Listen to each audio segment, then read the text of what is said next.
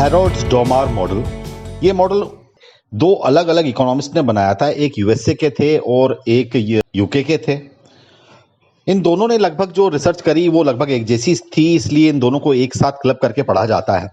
तो जो 3 क्वेश्चन इस मॉडल के अंदर जो जानने चाहे थे, जिसके लिए ये मॉडल बनाया गया था, वो ये था कि किस तरीके से स्टडी स्टेट की ग्रोथ अचीव की जा सकती है। ग्रोथ से हमारा मतलब है इकोनॉमिक ग्रोथ। किस तरीके से स्टेडी स्टेट ग्रोथ अचीव की जा सकती है।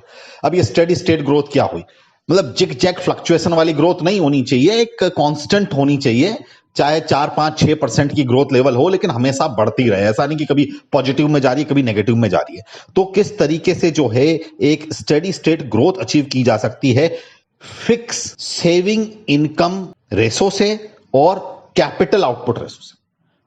Fixed saving income ratio. Saving income ratio क्या है कि आपकी इनकम में से आप जो सेविंग करते हैं, ये एक गिवन है, एक सोसाइटी के लिए, कंट्री के लिए गिवन है, वो फिक्स्ड है।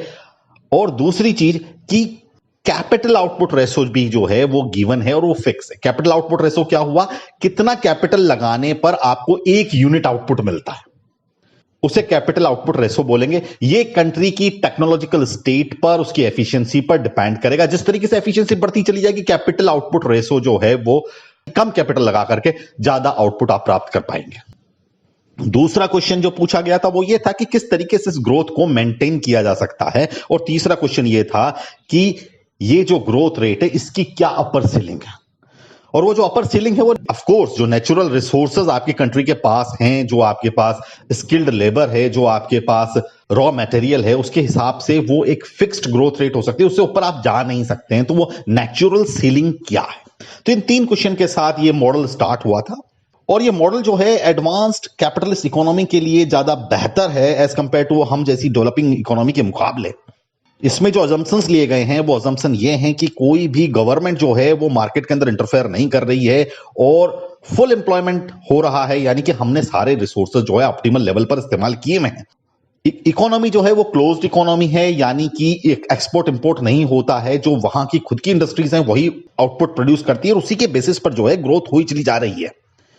अगला है कि neutral technical progress. Neutral technical progress का मतलब यह है कि over a period of time, जिस पीरियड के अंदर हम स्टडी कर रहे हैं, टेक्नोलॉजी में कोई प्रोग्रेस नहीं होता है। टेक्नोलॉजी में अगर प्रोग्रेस हो जाएगा तो आपका जो पहला अजम्पशन जो है, एक जो अजम्पशन है कि फिक्स कैपिटल आउटपुट रेशो, वो बिगड़ जाता है। तो टेक्नोलॉजी जो है उस पीरियड में, जिस पीरियड में हम स्टडी कर रहे हैं, वो फिक्स्ड है, वो चेंज नहीं हो रही है, न्यूट्रल है। और एक और है कि law of constant returns to the scale. जैसे जैसे हम कैपिटल लगाते जाते हैं उसी हिसाब से जो है आउटपुट मिलता चला जाता है। ऐसा नहीं है कि जो हमने इकोनॉमी में आप पढ़ेंगे डिमिनिशिंग रिटर्न्स भी पढ़ेंगे आप, तो वो नहीं है बेसिकली। तो इन 3 क्वेश्चंस के साथ कि how can a study growth can be achieved with a fixed saving income and capital output ratio, how it can be maintained and how the natural factors put a ceiling से इन्होंने जो है वो 3 growth rate जो हैं वो model ने बताई हैं। पहली ग्रोथ रेट है एक्चुअल ग्रोथ रेट, दूसरी है वारंटेड ग्रोथ रेट और तीसरी है नेचुरल ग्रोथ रेट। अब एक एक करके इन तीनों के बारे में पढ़ेंगे।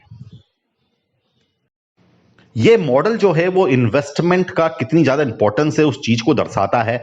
आपका जो इन्वेस्टमेंट है उसका डुअल इफेक्ट होता है। एक इफेक्ट तो ये होता है कि आपकी जो इनकम है वो बढ़ जाती है, जो कि डिमांड साइड पर है। इनकम से डिमांड जनरेट होती है, ज्यादा इनकम होगी तो ज्यादा डिमांड होगी। और दूसरी चीज ये है कि इन्वेस्टमेंट करने से जो है वो कैपेसिटी जो है आपकी कंट्री की बढ़ जाती है। कैपेसिटी जो है वो सप्लाई साइड पे होती है। तो इन्वेस्टमेंट करने से बेसिकली डुअल इफेक्ट्स होते हैं। एक तो आपकी इनकम बढ़ती है और दूसरी आपकी कंट्री की कैपेसिटी बढ़ती है, और उन दोनों की मदद से जो है आपकी इकोनॉमिक ग्रोथ होती है।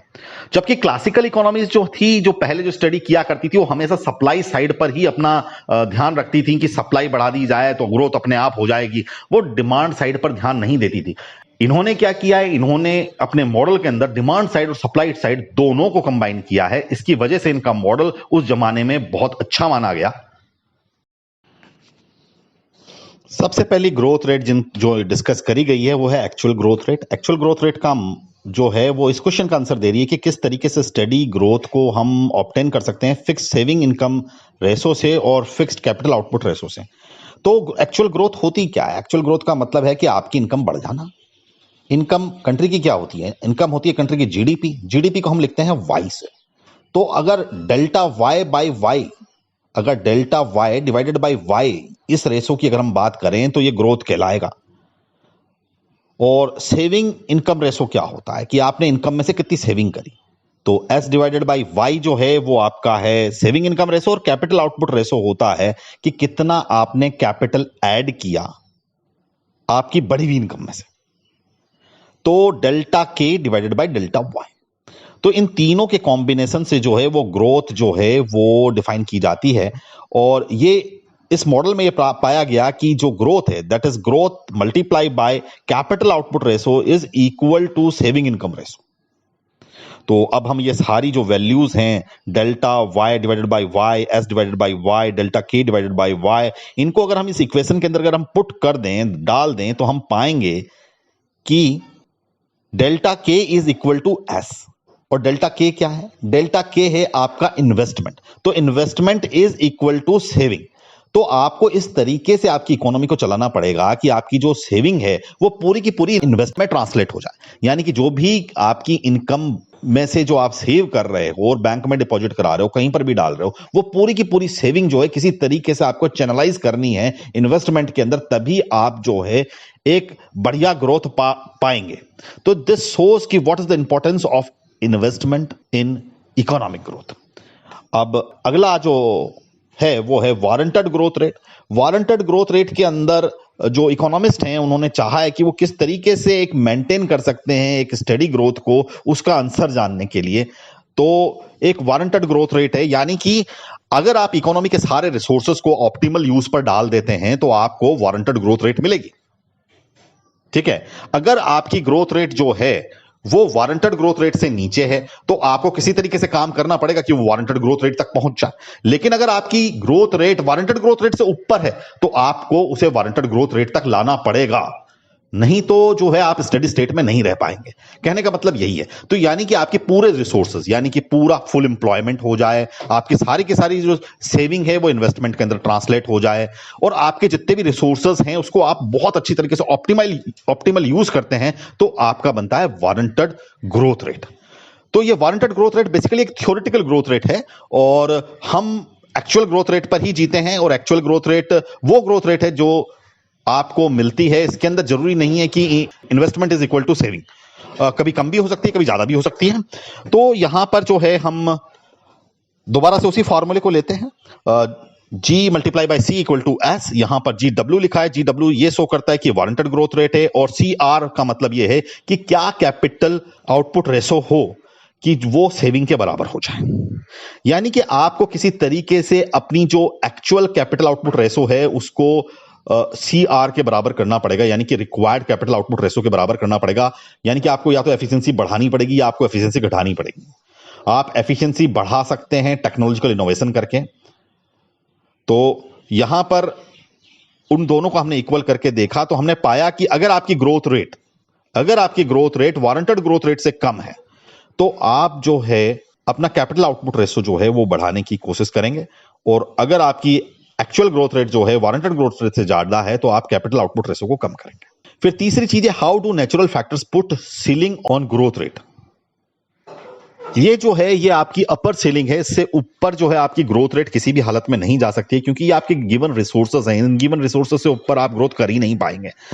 तो मान लेते हैं कि एग्जांपल लेते हैं कि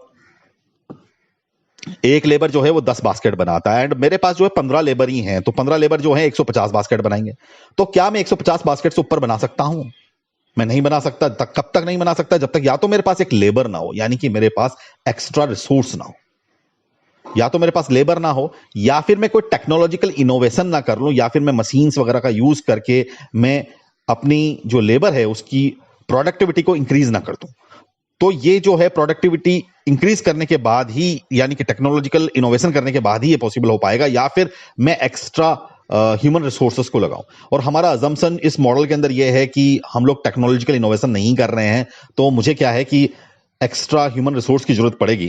तो बेसिकली नेचुरल ग्रोथ रेट को हम लोग जो है फुल एम्प्लॉयमेंट ग्रोथ रेट भी बोलते हैं, यानी कि आप 100% एम्प्लॉयमेंट पर, जब आपके सारे के सारे एम्प्लॉयमेंट हो गया है, उस पर जो ग्रोथ रेट है, यानी कि आपकी फुल कैपेसिटी पर, फुल ग्रोथ, फुल एम्प्लॉयमेंट की कैपेसिटी पर, आपकी फुल रिसोर्सेज की कैपेसिटी पर क्या ग्रोथ रेट है, उसे हम बोलेंगे नेचुरल ग्रोथ रेट।